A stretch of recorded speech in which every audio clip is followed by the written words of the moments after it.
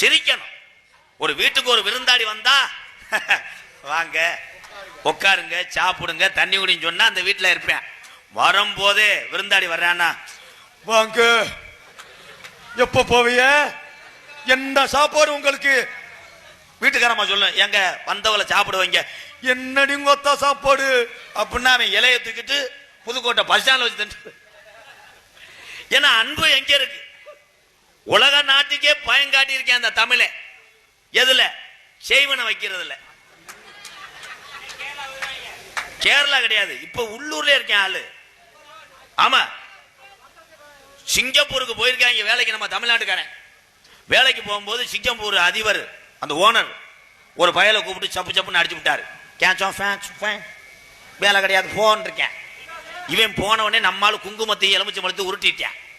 உருட்டும் போது நம்மால் ஒருத்தன் போட்டு விட்டான் சிங்கப்பூர் ஓனர்கிட்ட. சார் சார் தான் அவன் கேட்டிருக்கேன், என்ன செய்யறேன் உள்ள? உங்க காலுகையை வெட்டுறதுக்கு செய்யறேன். டக்குன்னு சிங்கப்பூர் அதிபர் பத்திரத்தை புறம் தூக்கி கொடுத்து, கம்பெனி நீ வச்சுக்கன்னு அந்த கம்பெனில அந்த ஆள் வேலை பார்க்கிறேன்.